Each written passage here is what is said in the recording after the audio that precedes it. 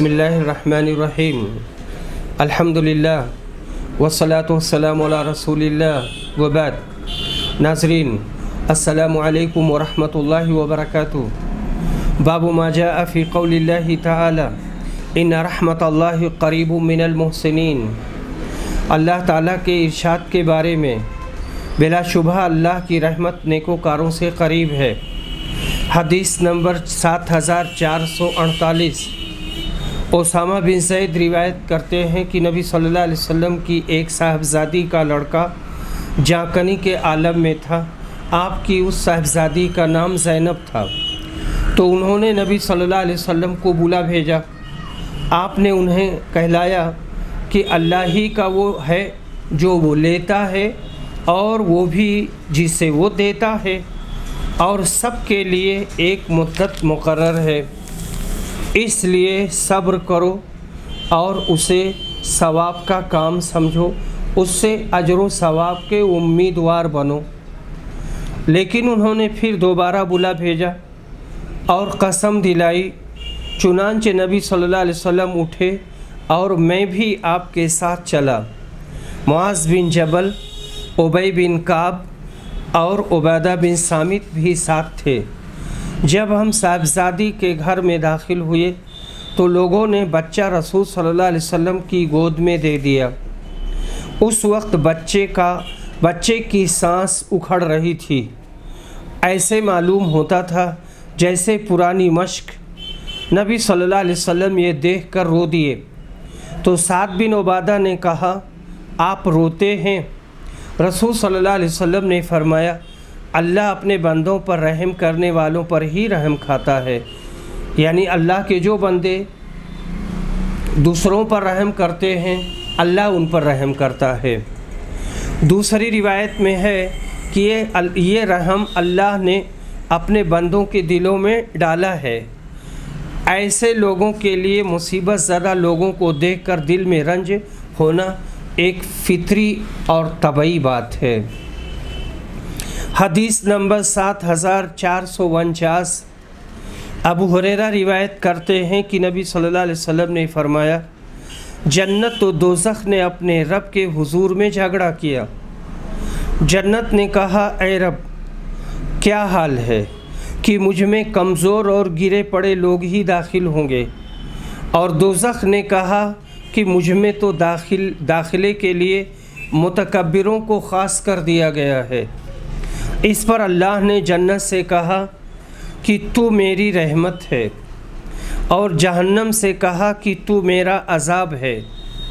تیرے ذریعہ میں جسے چاہتا ہوں اس میں مبتلا کرتا ہوں، اور تم میں سے ہر ایک کی بھرتی ہونے والی ہے کہ جہاں تک جنت کا تعلق ہے تو اللہ اپنی مخلوق میں کسی پر ظلم نہیں کرے گا، اور دوزخ کی اس طرح سے کہ اللہ اپنی مخلوق میں سے جس کو چاہے گا دوزخ کے لیے پیدا کرے گا اور وہ اس میں ڈالی جائے گی، اور اس کے بعد بھی دوزخ کہے گی اور کچھ مخلوق ہے اور کچھ ہے، یعنی میں ابھی خالی ہوں۔ 3 بار ایسا ہی ہوگا۔ آخر پروردگار اپنا پاؤں اس میں رکھ دے گا، اس وقت وہ بھر جائے گی، ایک پر ایک الٹ کر سمٹ جائے گی، کہنے لگے گی، بس بس بس میں بھر گئی۔ یہ اللہ کا قدم رکھنا برحق ہے، جس کی تفصیل اللہ ہی کو معلوم ہے۔ اس میں قریت کرنا بدعت ہے اور تسلیم کرنا طریقۂ سلف ہے۔ حدیث نمبر 7450۔ انس بن مالک روایت کرتے ہیں کہ نبی صلی اللہ علیہ وسلم نے فرمایا، کچھ لوگ ان گناہوں کی وجہ سے جو انہوں نے کیے ہوں گے آگ سے جھلس جائیں گے، یہ ان کی سزا ہوگی، پھر اللہ اپنی رحمت سے انہیں جنت میں داخل کرے گا اور انہیں جہنمی کہا جائے گا۔ باب قول اللہ ان اللہ یمسک السماوات والارض ان تزولا۔ سورہ فاطر میں اللہ کے اس فرمان کا بیان بلا شبہ اللہ آسمانوں اور زمین کو تھامے ہوئے ہے، وہ اپنی جگہ سے ٹل نہیں سکتے۔ حدیث نمبر 7451 عبداللہ بن مسعود روایت کرتے ہیں کہ ایک یہودی عالم رسول صلی اللہ علیہ وسلم کے پاس آئے اور کہا، اے محمد، قیامت کے دن اللہ تعالیٰ آسمانوں کو ایک انگلی پر، زمین کو ایک انگلی پر، پہاڑوں کو ایک انگلی پر، درخت اور نہروں کو ایک انگلی پر اور تمام مخلوقات کو ایک انگلی پر رکھے گا، پھر اپنے ہاتھ سے اشارہ کر کے کہے گا کہ میں ہی بادشاہ ہوں۔ اس پر رسول صلی اللہ علیہ وسلم ہنس دیے اور یہ آیت پڑھی، وما قدر اللہ حق قدری۔ یہ آیت سورہ زمر کی ہے۔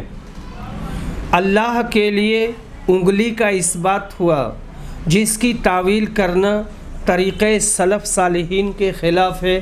ہم اسے ویسے ہی قبول کر لیں گے اور اس کی تعویل نہیں کریں گے۔ باب ما جاء فی تخلیق السماوات والارض، آسمانوں اور زمین اور دوسری مخلوق کے پیدا کرنے کا بیان۔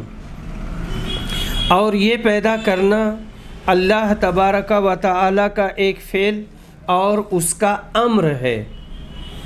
پس اللہ رب العزت اپنی صفات، اپنے فعل اور اپنے امر سمیت خالق ہے، وہی بنانے والا ہے اور غیر مخلوق ہے، اور جو چیز بھی اس کے فعل، اس کے امر، اس کی تخلیق اور اس کی تکوین سے بنی ہے، وہ سب مخلوق اور مکون ہیں۔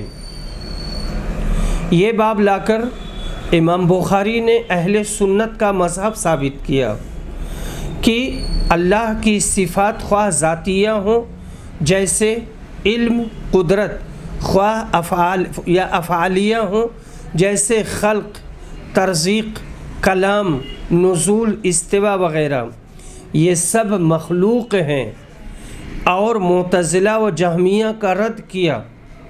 امام بخاری نے رسالہ خلق و افعال العباد میں لکھا ہے کہ قدریہ تمام افعال کا خالق بشر کو جانتے ہیں، اور جبریہ تمام افعال کا خالق اور فاعل اللہ کو کہتے ہیں، اور جہمیہ کہتے ہیں فعل اور مفعول ایک ہے، اسی وجہ سے وہ کلمہ کن کو بھی مخلوق کہتے ہیں۔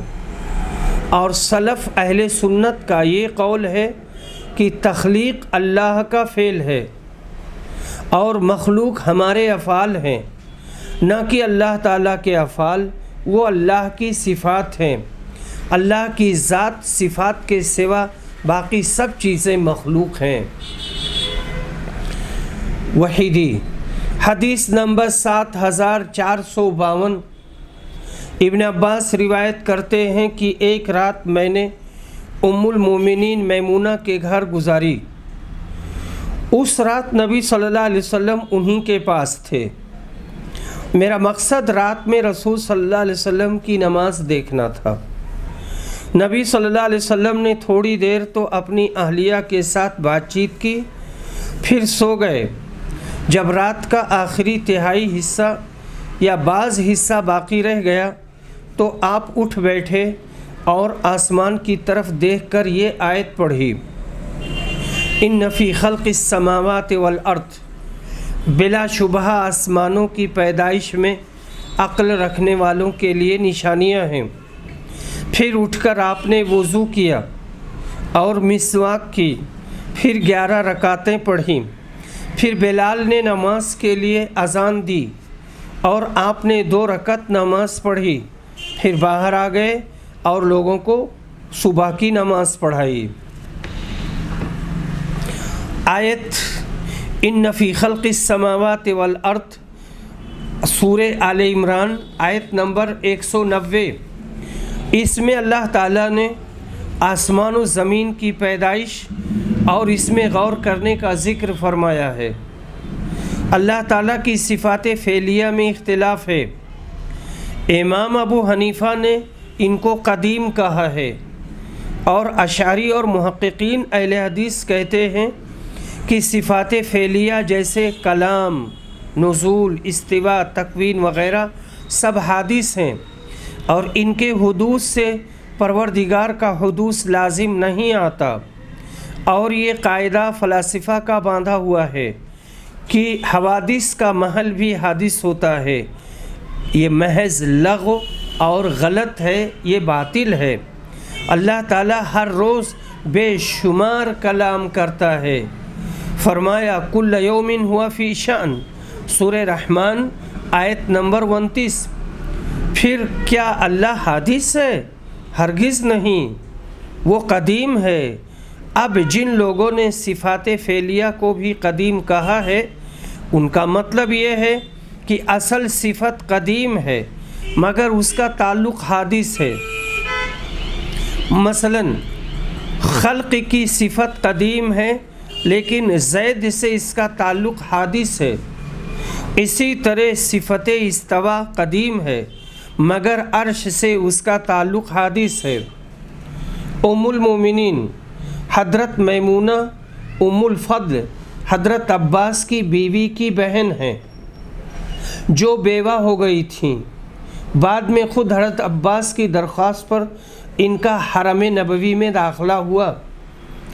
نکاح خود حضرت عباس نے 500 درہم مہر پر کیا۔ یہ نبی صلی اللہ علیہ وسلم کا آخری نکاح تھا جو ماہ ذی القعدہ سن 7 ہجری میں بمقام شریف انجام پذیر ہوا۔ بہت ہی نیک خدا ترس خاتون تھیں۔ سن 51 میں مقام شریف میں انتقال فرمایا۔ یہیں ان کا نکاح بھی ہوا تھا اور یہیں انتقال بھی ہوا اور اسی جگہ دفن ہوئیں۔ حضرت عائشہ کا بیان ہے کہ میمونہ صالحہ اور نیک نام اور ہم سب سے زیادہ تقوی والی تھیں۔ وہ اپنے قرابت داروں سے بہت سلوک کرتی تھیں، رضی اللہ عنہا وارضاہا۔ باب قولہ وَلَقَدْ سَبَقَتْ كَلِمَتُنَا لِعِبَادِنَا الْمُرْسَلِينَ، سورہ صافات میں اللہ کے اس فرمان کا بیان۔ ہم تو پہلے ہی اپنے بھیجے ہوئے بندوں کے متعلق یہ کہہ چکے ہیں کہ ایک روز ان کی مدد ہوگی اور ہمارا ہی ذکر غالب ہوگا۔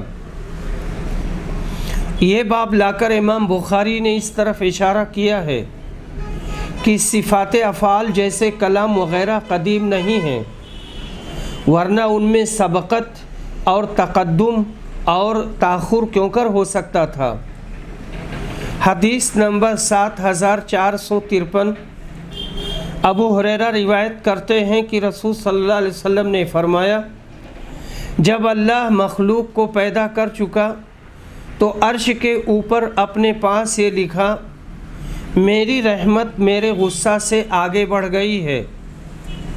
معلوم ہوا کہ رحم اور غصہ دونوں صفات افعالیہ میں سے ہیں، جب تو ایک دوسرے سے آگے ہو سکتا ہے۔ آیت سے کلام کے قدیم نہ ہونے کا اور حدیث سے رحم اور غصے کے قدیم نہ ہونے کا اس بات ہوا۔ حدیث نمبر 7454، عبداللہ بن مسعود روایت کہتے ہیں کہ ہم سے رسول صلی اللہ علیہ وسلم نے بیان کیا، جو صادق اور مصدوق ہیں، یعنی جو باتیں کہتے ہیں اس میں سچے ہیں، اور جو شریعت لے کر آئے ہیں وہ ان کی شریعت سچی ہے۔ انسان کا نطفہ ماں کے پیٹ میں 40 دن اور راتوں تک جمع رہتا ہے، پھر وہ خون کی پھٹکی بن جاتا ہے، پھر وہ گوشت کا لوتھڑا ہو جاتا ہے، پھر اس کے بعد فرشتہ بھیجا جاتا ہے اور اسے 4 چیزوں کا حکم ہوتا ہے، چنانچہ وہ اس کی روزی، اس کی موت، اس کا عمل اور یہ کہ وہ بدبخت ہے یا نیک بخت لکھ لیتا ہے، پھر اس میں روح پھونکتا ہے، اور تم میں سے ایک شخص جنت والوں کے سے عمل کرتا ہے، اور جب اس کے اور جنت کے درمیان صرف ایک ہاتھ کا فرق رہ جاتا ہے تو اس کی تقدیر غالب آتی ہے، اور وہ دوزخ والوں کے عمل کرنے لگتا ہے اور دوزخ میں داخل ہو جاتا ہے۔ اسی طرح ایک شخص دوزخ والوں کے عمل کرتا ہے اور جب اس کے اور دوزخ کے درمیان صرف ایک بالشت کا فاصلہ رہ جاتا ہے تو تقدیر غالب آ جاتی ہے اور جنت والوں کے کام کرنے لگتا ہے، پھر جنت میں داخل ہو جاتا ہے۔ تو اعتبار خاتمہ کا ہے۔ اس حدیث سے امام بخاری نے یہ ثابت کیا کہ اللہ کا کلام حادث ہوتا ہے، کیونکہ جب نطفہ پر 4 مہینے گزر جاتے ہیں اس وقت فرشتہ بھیجا جاتا ہے اور اللہ تعالیٰ صرف 4 چیزوں کے لکھنے کا اس کو حکم دیتا ہے۔ حدیث نمبر 7455 ابن عباس روایت کرتے ہیں کہ نبی صلی اللہ علیہ وسلم نے فرمایا، اے جبریل، آپ کو ہمارے پاس اس سے زیادہ آنے میں کیا رکاوٹ ہے جتنا آپ آتے رہتے ہیں؟ اس پر یہ آیت سورہ مریم کی اتری، اور ہم نازل نہیں ہوتے لیکن آپ کے رب کے حکم سے، اسی کا ہے وہ سب کچھ جو ہمارے سامنے ہے اور جو ہمارے پیچھے ہے اور جو اس کے درمیان ہے، اور تیرا رب کبھی بھولنے والا نہیں۔ بیان کیا کہ محمد صلی اللہ علیہ وسلم کو یہی آیت جواب میں اتری۔ اس آیت اور حدیث سے امام بخاری نے یہ ثابت کیا کہ اللہ تعالیٰ کا کلام اور حکم حادث ہوتا ہے، کیونکہ فرشتوں کو وقتاً فوقتاً ارشادات اور احکام صادر ہوتے رہتے ہیں، اور رد ہوا ان لوگوں کا جو اللہ کا کلام قدیم اور ازلی جانتے ہیں۔ البتہ یہ صحیح ہے کہ اللہ کا کلام مخلوق نہیں ہے، بلکہ اس کی ذات کی طرح غیر مخلوق ہے۔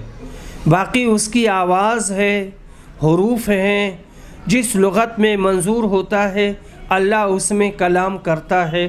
اہل حدیث کا یہی عقیدہ ہے، اور جن متکلمین نے اس کے خلاف اعتقاد قائم کیے ہیں وہ خود بھی بہک گئے، دوسروں کو بھی بہکا لے گئے۔ دلو فاضلوا۔ حدیث نمبر 7456 عبداللہ بن مسعود روایت کرتے ہیں کہ میں رسول صلی اللہ علیہ وسلم کے ساتھ مدینہ کے ایک کھیت میں جا رہا تھا، اور رسول صلی اللہ علیہ وسلم ایک کھجور کی چھڑی پر ٹیکا لیتے چلتے تھے۔ پھر آپ یہودیوں کی ایک جماعت سے گزرے تو ان میں سے بعض نے بعض سے کہا کہ ان سے روح کے متعلق پوچھو، اور بعض نے کہا کہ اس کے متعلق مت پوچھو۔ انہوں نے پوچھا تو آپ چھڑی پر ٹیک لگا کر کھڑے ہو گئے، اور میں آپ کے پیچھے تھا۔ میں نے سمجھ لیا کہ آپ پر وحی نازل ہو رہی ہے، چنانچہ آپ نے یہ آیت پڑھی، وَيَسْأَلُونَكَ عَنِ الرُّوحِ قُلِ الرُّوحُ مِنْ أَمْرِ رَبِّي وَمَا أُوتِيتُم مِّنَ الْعِلْمِ إِلَّا قَلِيلًا۔ اور لوگ آپ سے روح کے متعلق پوچھتے ہیں، کہہ دو کہ روح میرے رب کے امر میں سے ہے، اور تمہیں علم بہت تھوڑا دیا گیا ہے۔ بعض یہودیوں نے اپنے ساتھیوں سے کہا کہ ہم نے کہا نہ تھا کہ مت پوچھو۔ حدیث نمبر 7457 ابو ہریرہ رضی اللہ عنہ روایت کرتے ہیں کہ رسول صلی اللہ علیہ وسلم نے فرمایا، جس شخص نے اللہ کے راستے میں جہاد کیا اور اس کے لیے نکلنے کا مقصد اس کے راستے میں جہاد اور اس کے کلام کی تصدیق کے سوا کچھ اور نہیں تھا، تو اللہ اس کا ضامن ہے کہ اسے جنت میں داخل کرے اگر وہ شہید ہو گیا، یا ثواب اور مال غنیمت کے ساتھ اسے وہیں واپس لوٹائے جہاں سے وہ آیا تھا۔ اس حدیث کی مناسبت ترجمہ باب سے یہ ہے کہ اس میں اللہ کے کلام کا ذکر ہے جو قرآن کے علاوہ ہے۔ امام بخاری کو یہی ثابت کرنا ہے کہ اللہ تعالیٰ قرآن کے علاوہ بھی کلام کرتا ہے، یہ جہمیہ، معتزلہ اور منکرین حدیث کی تردید ہے۔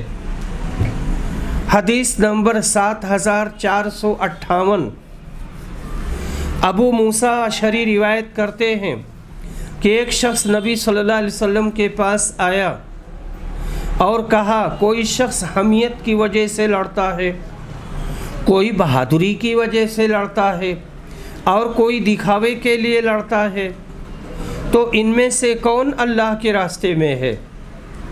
آپ نے فرمایا، جو اس لیے لڑتا ہے کہ اللہ کا کلمہ ہی بلند رہے، وہ اللہ کے راستے میں ہے۔ شرک و کفر دب جائے، توحید و سنت کا بول بالا ہو، وہ اللہ کی راہ میں لڑتا ہے۔ باقی ان لڑائیوں میں سے کوئی لڑائی اللہ کی راہ میں نہیں ہے۔ اسی طرح مال و دولت یا حکومت کے لیے لڑائی بھی اللہ کی راہ میں لڑنا نہیں ہے۔ حدیث میں اللہ کے کلمہ کا ذکر ہے، یہی باب سے مناسبت ہے۔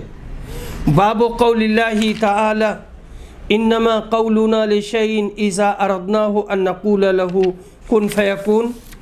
اللہ کے اس فرمان کا بیان، یہ سورہ نحل کی آیت ہے کہ ہم تو جب کوئی چیز بنانا چاہتے ہیں تو کہہ دیتے ہیں ہو جا، وہ ہو جاتی ہے۔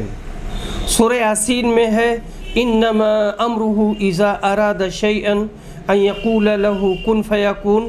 سورہ یاسین آیت نمبر 82۔ مطلب امام بخاری کا اس باب سے یہ ہے کہ قول اور امر دونوں سے ایک ہی چیز مراد ہے، یعنی حق تعالیٰ کا کلمہ کن فرمانا۔ اللہ نے سب مخلوق کو کلمہ کن سے پیدا کیا۔ اگر کن بھی مخلوق ہوتا تو مخلوق کا مخلوق سے پیدا کرنا لازم آتا۔ حدیث نمبر 7459، مغیرہ بن شعبہ روایت کرتے ہیں، کہتے ہیں کہ میں نے نبی صلی اللہ علیہ وسلم سے سنا، آپ نے فرمایا، میری امت سے ایک گروہ دوسروں پر غالب رہے گا یہاں تک کہ امر اللہ آ جائے گی، یعنی قیامت آ جائے گی۔ وہ گروہ وہی ہے جس نے ما انا علیہ و اصحابی کو اپنا دستور العمل بنایا۔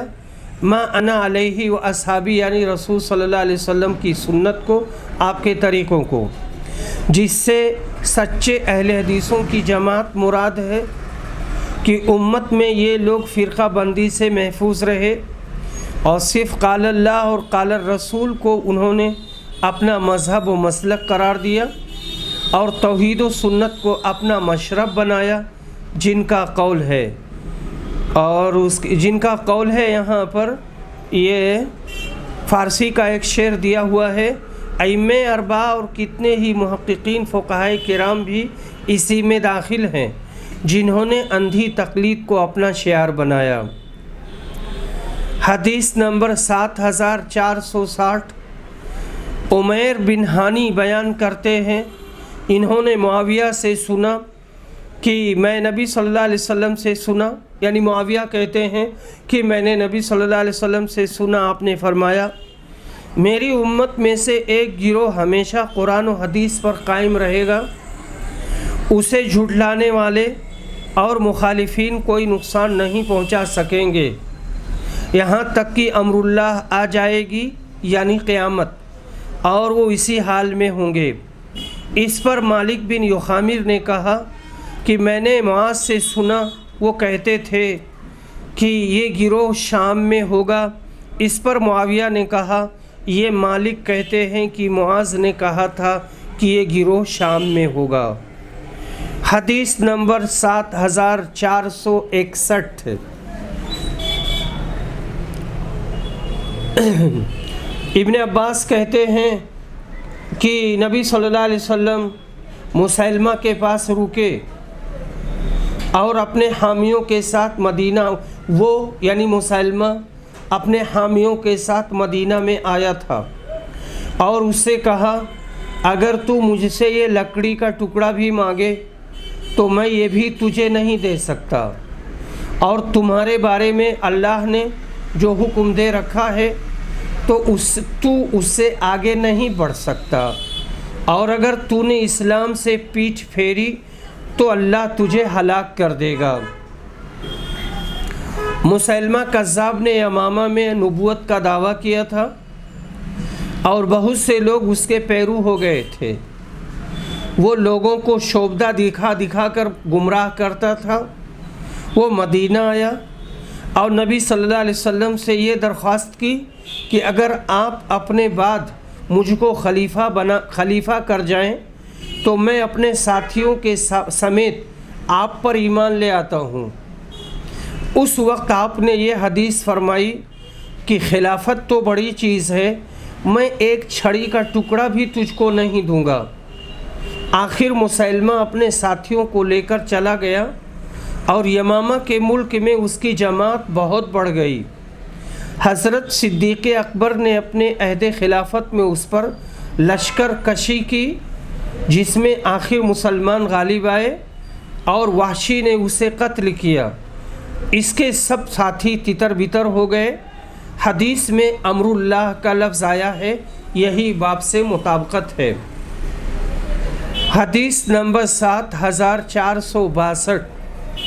عبداللہ بن مسعود روایت کرتے ہیں کہ میں نبی صلی اللہ علیہ وسلم کے ساتھ مدینہ کے ایک کھیت میں چل رہا تھا۔ آپ اپنے ہاتھ کی چھڑی کا سہارا لیتے جاتے تھے۔ پھر ہم یہودیوں کی ایک جماعت کے پاس سے گزرے تو ان لوگوں نے آپس میں کہا ان سے پوچھو۔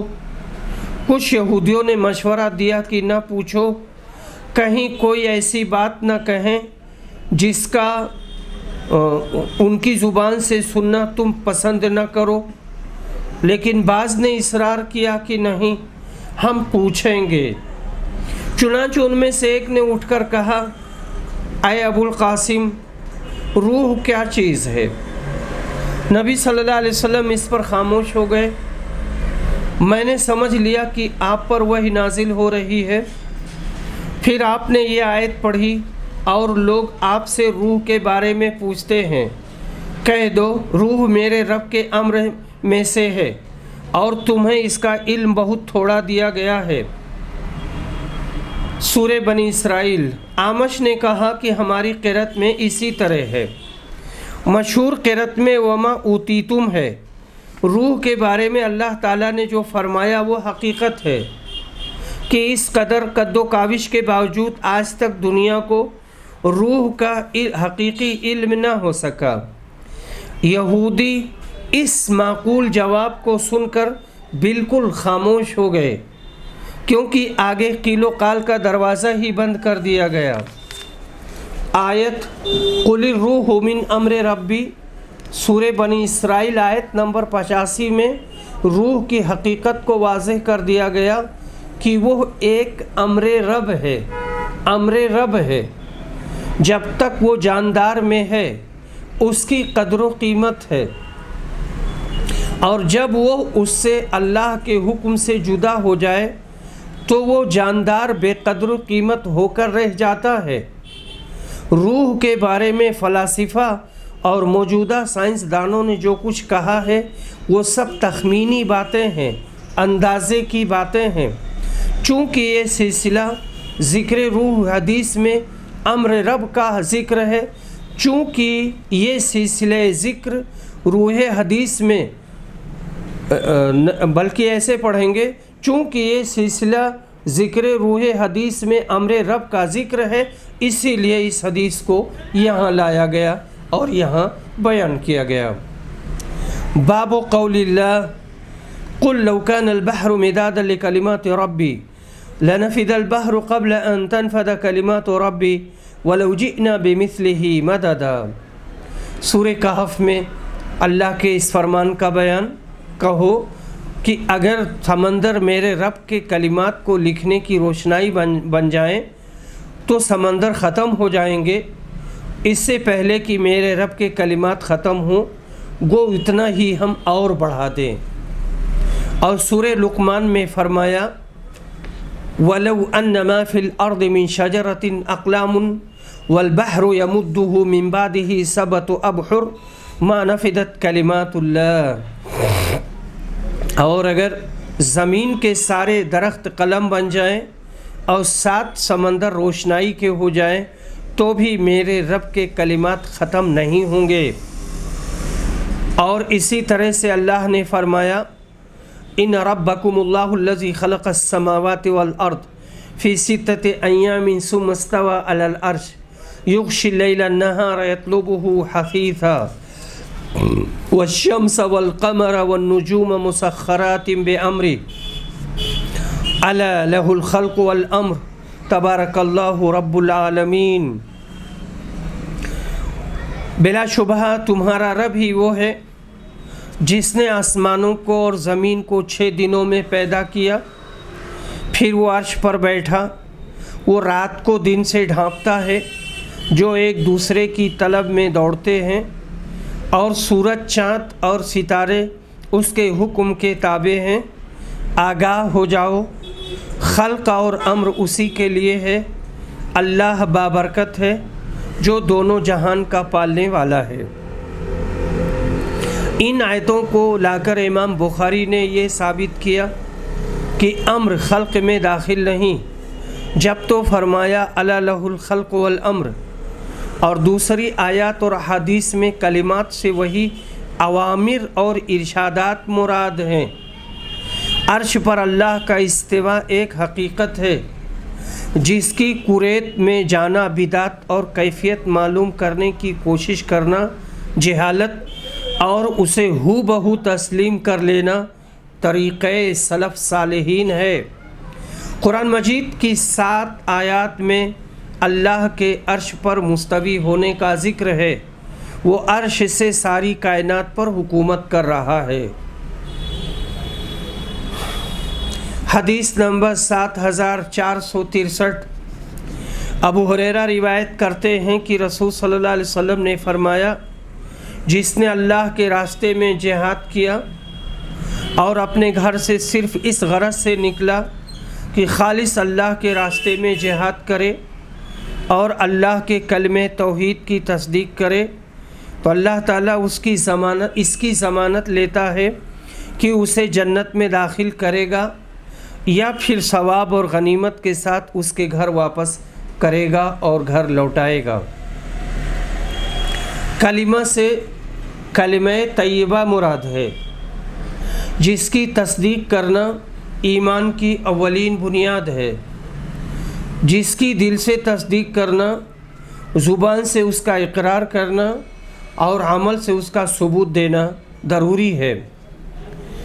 باب فی المشیئۃ والارادہ وقول اللہ تعالی وقول اللہ تؤتی الملک من تشاء، مشیت اور ارادہ کا بیان۔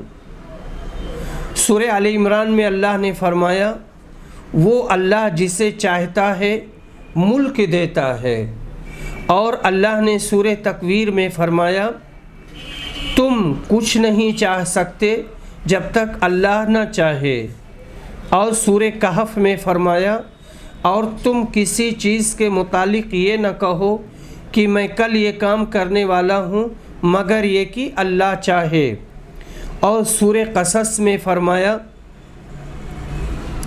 آپ جسے چاہیں ہدایت نہیں دے سکتے، البتہ اللہ جسے چاہتا ہے ہدایت دیتا ہے۔